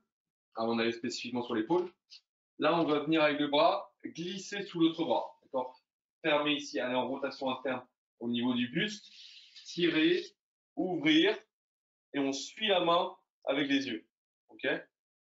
Ah, merci Majid. Voilà. Ok? On inspire, on ferme. On expire, on ferme. On inspire, on ouvre. D'accord? On en fait 5 d'un côté, 5 de l'autre. Donc là, voilà, on va mobiliser le tronc. Ok? Et c'est ce que je vous disais tout à l'heure, hein. Là, c'est juste du mouvement. Ok? Voilà, créer du mouvement. On a un travail musculaire, on a une mobilisation articulaire. Si on met du rythme, on va avoir aussi une activation cardio. Et c'est ça qui est hyper important. D'accord?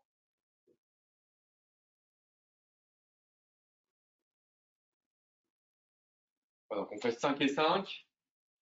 Prends son temps. Ok. Ensuite, on passe du coup uniquement sur l'épaule. On va mettre la main derrière l'oreille ici. Mon coude, il va aller sur le creux de mon avant-bras. Et je vais venir ouvrir ici. D'accord?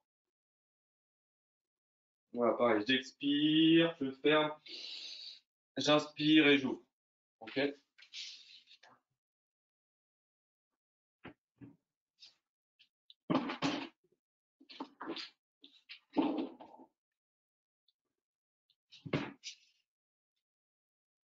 Voilà, pareil, là, on fait 5 et 5.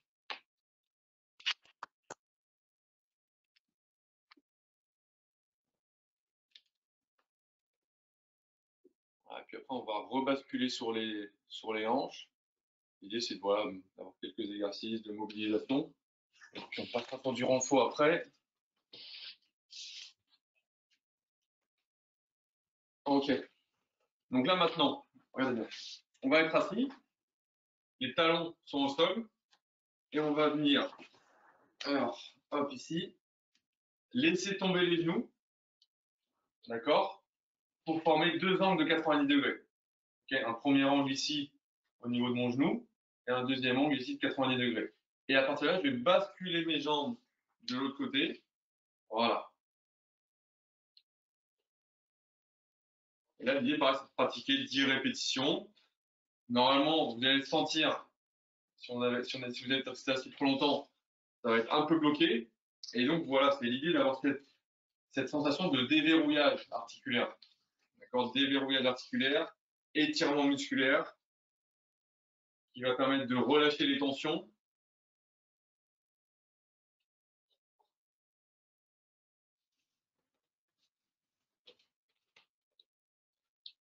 On en fait une dizaine.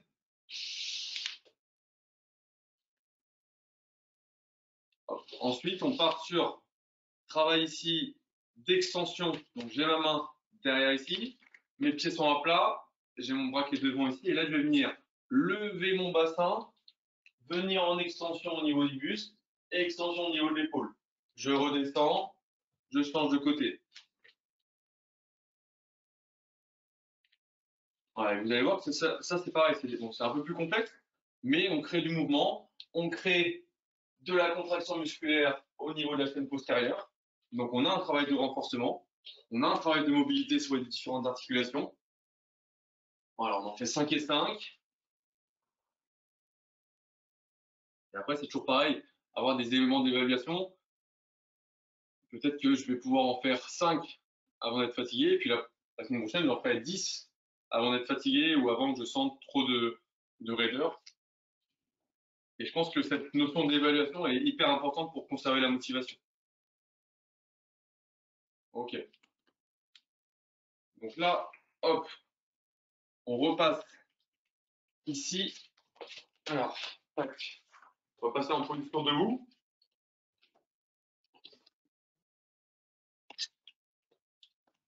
On va garder, voilà, on va être sur la position de fente.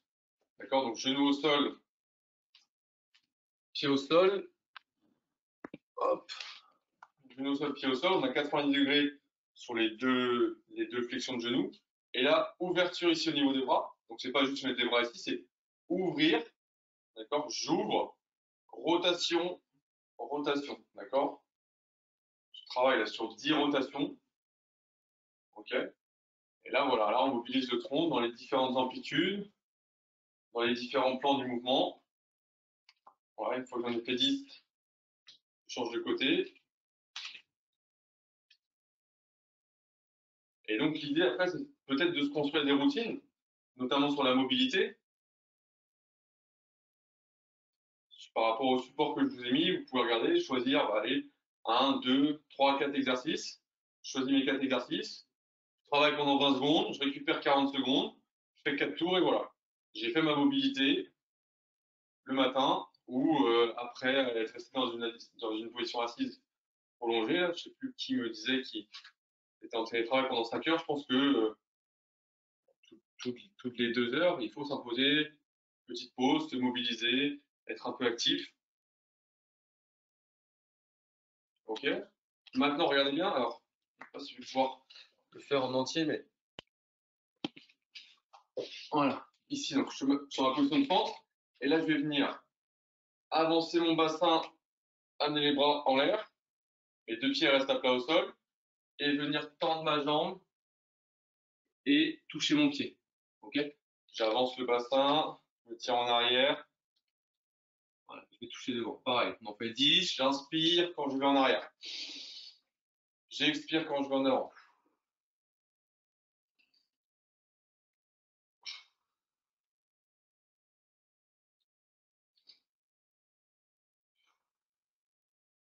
Voilà, on fait 10 d'un côté, après 10 de l'autre. J'espère que tout le monde est en train de faire. Je sens comme les jeunes du pôle qui nous disent ah non, je sais pas, ma caméra ne marche pas. Alors que la caméra des 25 autres fonctionne. Voilà, on avance le bassin. Ok, voilà, on répète le mouvement 10 fois de chaque côté. L'idée sur tous ces exercices de mobilité, c'est de prendre son temps. D'accord? Prenez votre temps. réaliser correctement les mouvements. Voilà, ce que je dis toujours en priorité, numéro 1, qualité du mouvement, peu importe ce que vous faites. Que ce soit de la mobilité, des étirements, du renfort, de la course, qualité du mouvement. Une fois qu'on met de la qualité, on peut mettre de l'intensité. D'accord? Mais sans qualité, on met pas d'intensité parce que sinon on risque de s'exposer, voilà, à des mouvements qui sont incorrects et qui peuvent créer des tensions ou des blessures. Ok, super. On termine sur un dernier exercice de mobilisation avant d'attaquer le renfort. Je vais venir amener mes fesses sur les talons ici. Voilà, je tiens la position une dizaine de secondes. Je vais venir glisser près du sol et venir me redresser. Voilà. Et ensuite, je repars en arrière et je répète ça 4 fois. Ok?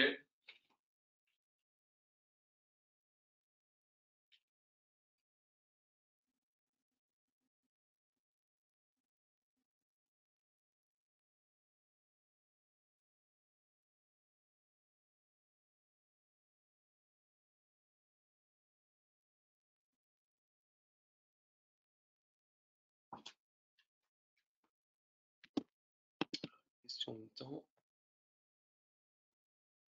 Merci Philippe, bon courage à toi.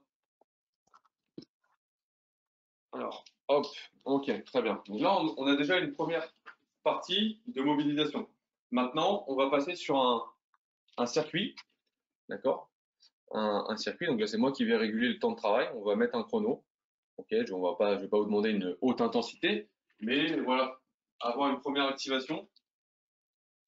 Je force personne, hein, mais je pense que ça va mettre du sens par rapport aux propos qu'on a eus, et puis ça va on va obtenir cette sensation de bien-être.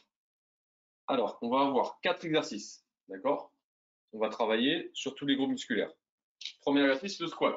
Ok? On n'est pas très bon quand on est en cadrage. Donc, je suis ici, mes appuis un peu plus que l'argent bassin. D'accord? Légèrement vers l'extérieur, si je suis un peu verrouillé au niveau des hanches. Et je vais venir descendre ici en squat. D'accord? Donc, je descends les fesses, je plie mes jambes. Ok? Ça va être le premier exercice. Le deuxième exercice va être un exercice de gainage dynamique. On va être ici en position de planche. Ok? Je viens toucher mon épaule droite, toucher mon épaule gauche, ramener genou droit, ramener genou gauche. Ok? Droite, droite, gauche. Ok? Ça, c'est le deuxième exercice. Le troisième exercice, un exercice qui va être cardio, mais qui va rester modéré. Ok? On va être sur le jumping jack. Le jumping jack, c'est très simple. C'est un mouvement ici d'adduction des jambes et des bras. Quand on est léger, on est souple au sol. Voilà, on régule son intensité en fonction de son niveau et de l'engagement qu'on veut mettre. Et le dernier exercice, ça va être le suivant. On va être sur le mouvement de pompe. Donc la pompe, on a tendance là à détériorer un peu le mouvement. On a les mains qui sont juste devant les épaules. D'accord? Les genoux sont au sol, hein. On travaille avec les genoux au sol. Je vais descendre, en fait, m'allonger, poitrine au sol. D'accord? Ma poitrine touche le sol. Et ensuite se repousser en un seul bloc du sol. Voilà. Et là, on a un vrai mouvement de pompe. Je descends, je contrôle et je me repousse. Ok? Donc squat, gainage, toucher et ramener jambes, jumping jack et pompe. Ok? On travaille là sur 20 secondes. D'accord? On récupère 40 secondes. On fait un tour comme ça. Enfin, on fait deux tours comme ça et ensuite on fera deux tours en 30-30. Ok? Et après on sera bon. Allez, on y va. 3, 2, 1 et go! C'est parti, on y va. On régule son intensité, hein. Je ne vous demande pas de la haute intensité, mais travailler, mobiliser, créer du mouvement, c'est ça qu'on recherche en priorité.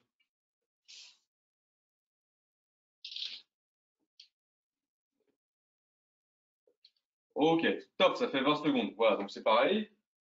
on régule son temps de travail. Si on a besoin de, comment dire, si on redébute par rapport à ce que disait Andrea tout à l'heure, ben, commencer avec des temps de travail plutôt courts et des temps de récupération qui sont le double quasiment du temps de travail. Ok. Et au fur et à mesure, ça va être trouver un équilibre, arriver sur du 30-30, et puis après peut-être passer sur du 40-20. Ok. Et voilà, ça c'est à vous en fonction de votre ressenti, de votre progression, comment vous allez réguler votre travail. Ok, on passe sur le shoulder tap, mountain climber enchaîné. Prêt? Go, c'est parti. Donc on touche épaule droite, on touche épaule gauche, on ramène genou droit, on ramène genou gauche. Voilà, on contrôle bien. Je ne demande pas forcément d'intensité, mais de la qualité là, d'exécution. Allez. Encore. Ok, top, très bien. On relâche. Voilà, on souffle. Si on a besoin d'étirer, ce que je dis toujours aux joueurs, aux joueuses, s'il y a besoin d'étirer des parties du corps qui sont un petit peu en tension, on prend le temps de les étirer. Très important aussi pour favoriser un petit peu la récupération, le bien-être général, le métabolisme, s'hydrater. D'accord, il faut prendre le temps de s'hydrater avec de l'eau, principalement. Après, le vendredi soir, on peut prendre autre chose si vous voulez, mais de l'eau principalement en grande quantité. On part dans 5 secondes, donc sur les jumping jacks. 3, 2, 1, allez go, c'est parti. Voilà, donc là pareil, modéré. On écarte genoux, on rapproche les mains en l'air. Ok, on est relâché sur le haut du corps. Les appuis sont toniques au sol, souples, sans bruit. D'accord, pour pas déranger les voisins, pour pas réveiller les enfants. Ok, stop, super. Voilà, soufflez, relâchez. N'hésitez pas, hein, si l'envie vous passe d'activer votre caméra. Allez, on récupère, on a le temps de récupérer.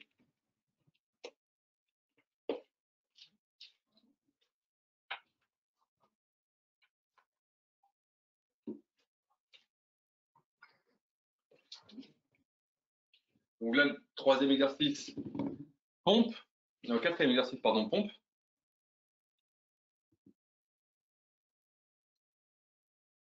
Allez, 3, 2, 1 et go. C'est parti. Allez, on y va. Donc voilà.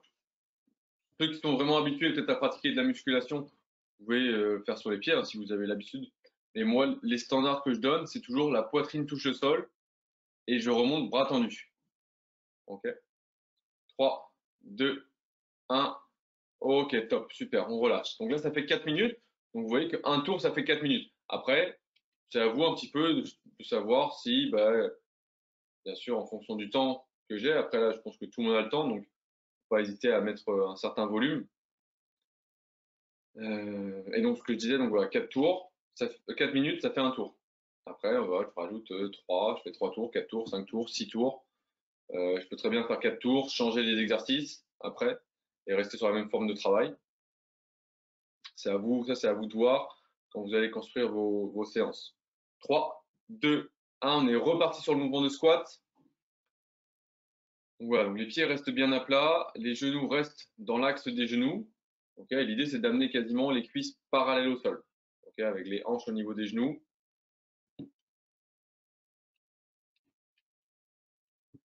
Allez, encore 3, 2, 1. Ok, super, on relâche. Donc là, on reste toujours sur 20-40.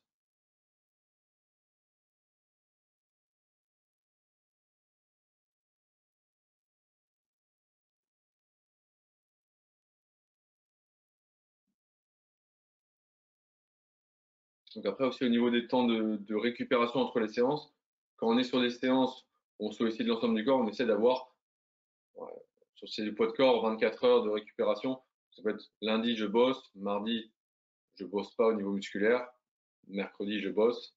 Voilà comment vous pouvez agencer votre planification. Go, c'est parti sur l'enchaînement de gainage. Allez, c'est parti, c'est parti. Voilà, on met du rythme. Là, l'idée, c'est de serrer les abdos. On rentre le ventre le plus possible et on essaie de stabiliser ses épaules et son bassin. OK? 3, 2, 1 et top. Ok, donc pour revenir sur la planification. Voilà, je peux très bien dire lundi, par exemple, lundi, je fais endurance. Je vais me faire mon footing 30 minutes. Mardi, je fais ma séance de renforcement musculaire. Je fais mon circuit avec mes 4 exercices qui sollicitent tout mon corps. Voilà, je fais 4 tours en 30-30. Le mercredi, bah, je me refais une sortie course. Le jeudi, je refais un circuit musculaire, mais avec des exercices différents. Pareil, c'est de toucher l'ensemble du corps. Et j'alterne comme ça, jour après jour. Par contre, ce qui doit être incontournable sur la semaine, c'est la mobilité et les étirements. D'accord, ça doit être des choses que vous devez répéter régulièrement, même si c'est pas beaucoup. Go! C'est parti, jumping jack, on y va. Donc même si c'est pas beaucoup, même si c'est 5 minutes, 10 minutes par là, 15 minutes, au moins on a un relâchement au niveau musculaire, une mobilisation du corps, une augmentation du métabolisme.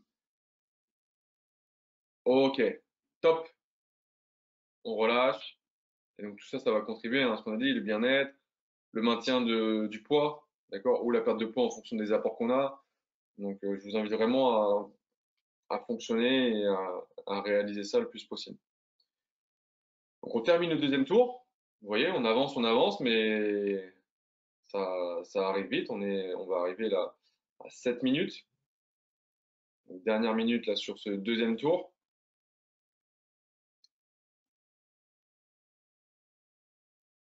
Allez, dans 5 secondes, on part sur les pompes. 3, 2, 1 et go. C'est parti. Voilà, donc potentiellement l'exercice qui va être un peu plus compliqué là, sur ces temps d'effort là, c'est les pompes. Après, il y a différentes options, hein, différentes variantes. On peut faire des pompes surélevées, c'est-à-dire des pompes au mur, tout simplement, si on est vraiment dans la difficulté. Ok, top. On relâche, ou sinon, voilà, donc il y a le mur, sur une table, et l'idée c'est d'incliner au fur et à mesure pour arriver à plat sur pompe sur les genoux ou pompe sur les pieds. Et puis après, si on est vraiment top niveau, et ben on peut, au lieu d'être là, on peut décliner, surélever les pieds, se mettre contre un mur, mais cette fois-ci pas les mains mais les pieds. Et là, c'est pour voilà, quand on maîtrise un peu plus le travail de musculation. Après, il y en a peut-être qui ont l'habitude, donc faut pas hésiter par moment aussi à aller un petit peu dans la difficulté au niveau de l'effort pour avoir une progression parfois plus marquée. Ok. Troisième tour, on y va, c'est parti. Donc là, on est sur le mouvement de squat. Cette fois-ci, on est sur 30 secondes, d'accord? 30 secondes de travail, 30 secondes de récupération. Voilà, on reste toujours qualitatif. Là, du coup, sur un volume de 10 secondes supplémentaires, on va avoir la possibilité de faire plus de répétitions, donc avoir un travail musculaire plus important. Ok, Majid, c'est bien. Voilà, les autres, ne peuvent pas apporter de correction, mais voilà, si vous le faites, si... Ok, top. Très bien. On relâche. Donc là, il n'y a que 30 secondes de récupération. Donc c'est pareil, ce type de circuit, on va avoir une activité au niveau cardiovasculaire qui va être modérée, mais qui va être présente. Il y en a peut-être qui vont commencer au fur et à mesure à être un peu essoufflés, à transpirer un petit peu. Et ça va témoigner un petit peu de cette activité-là. Okay, dans 5 secondes, on part pour le deuxième exercice. Mountain Climber, Shoulder Tap Mountain Climber. Prêt et go, c'est parti, on y va. Voilà, toujours le bassin fixe, les épaules fixes.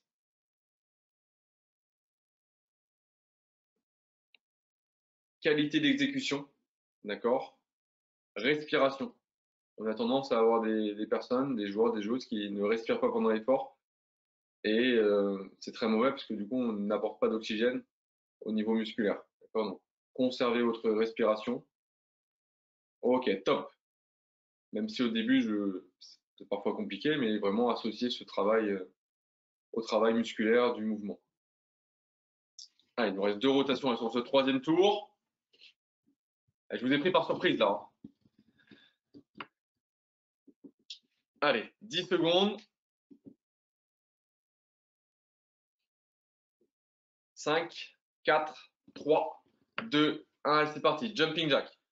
Voilà. Ok, très bien. Voilà, on met de l'intensité. On peut monter un petit peu là si on est à l'aise.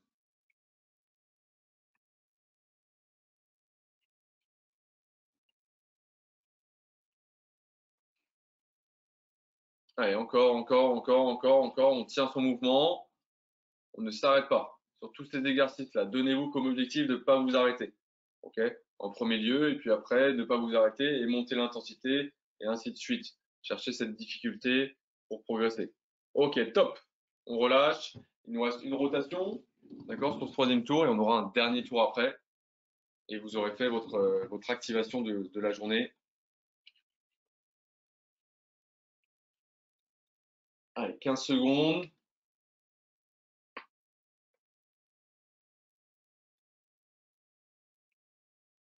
OK, 5 secondes. 3, 2, 1, et go. C'est parti, pompe. On reste sur les genoux. On garde bien épaules, hanches, genoux alignés. On serre bien son ventre, d'accord? On remonte en un seul bloc. On se repousse du sol. Voilà. OK, on continue, on continue, on continue. Allez, on tient l'effort jusqu'au bout. Il reste 10 secondes. Allez, allez, allez. Voilà, si on sent que le mouvement se détériore un peu trop, on s'arrête, on prend une pause pour mieux repartir. OK, top. On relâche. Il nous reste un tour. OK, ça va aller.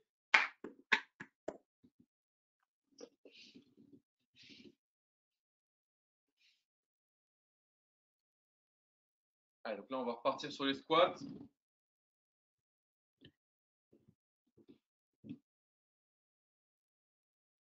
Allez, on part dans 5 secondes. 4, 3, 2, 1. C'est parti. Quand je vous disais des repères sur les temps de travail, nombre de répétitions, là, ça peut être des mini-objectifs. C'est-à-dire que tout à l'heure, sur 20 secondes, peut-être que je faisais 18 reps. Okay, et là, sur 30 secondes, peut-être que sur le troisième tour où j'ai fait 26 reps, là, c'est au moins de faire 26 reps. Et si je peux faire 27 ou 28, je le fais. D'accord? Par contre, si je suis à 20, bon, là, on voit bien qu'on n'est plus dans l'objectif et qu'il y a eu une baisse d'intensité. OK? Top, on relâche. Et c'est comme ça qu'on va pouvoir réguler son intensité. C'est-à-dire que sur les 30 secondes, les jumping jacks, je vais en faire peut-être 40. D'accord? Et je me dis, je me fixe 40 à chaque fois et ça régule mon intensité. Allez, on part sur le travail de gainage là. Travail de gainage où là, on a un travail associé aussi au niveau des épaules. OK? Des membres inférieurs aussi, au niveau des hanches.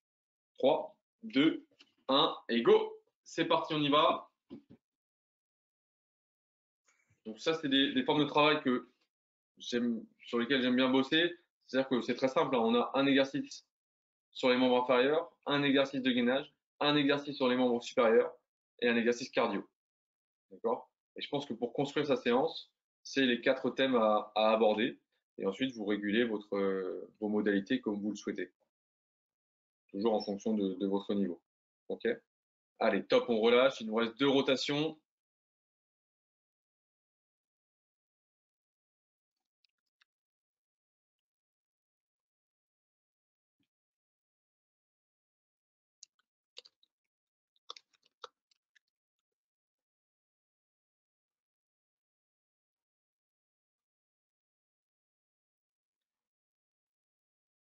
Allez.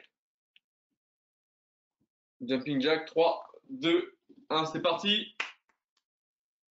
Allez, on est dynamique, on est dynamique. J'espère que tout le monde est encore là, que tout le monde a de l'énergie. Et là, vous allez voir, vous allez vous sentir bien pour le reste de la journée, pour le reste du week-end, j'espère. Allez, encore 15 secondes. Allez, allez, allez, allez.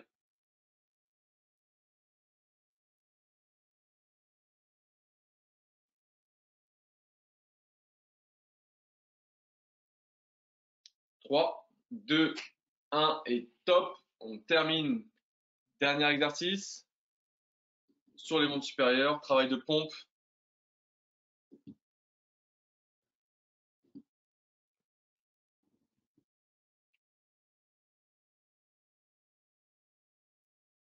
Donc la 30 dernières secondes de ce circuit-là.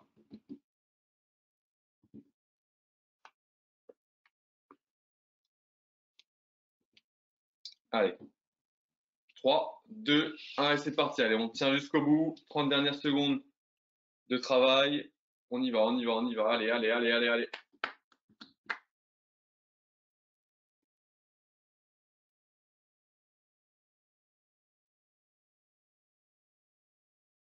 Encore, encore jusqu'au bout, jusqu'au bout. 10 secondes.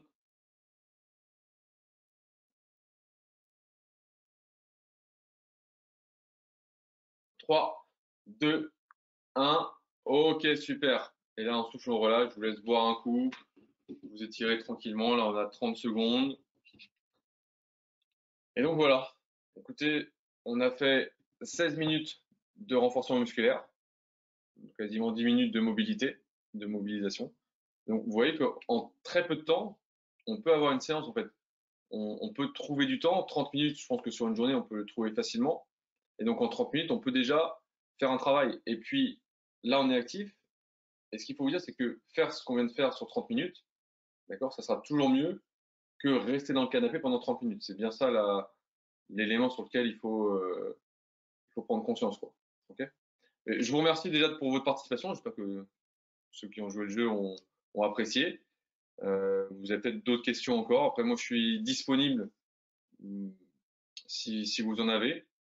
J'espère que la présentation n'était pas trop lourde et que vous avez retenu certains éléments. Et puis, je vous laisse regarder le programme et puis, à l'occasion, le faire si vous avez l'envie et le temps pour le faire. Voilà. Donc, je vous remercie et puis je vous souhaite un bon week-end, une bonne journée.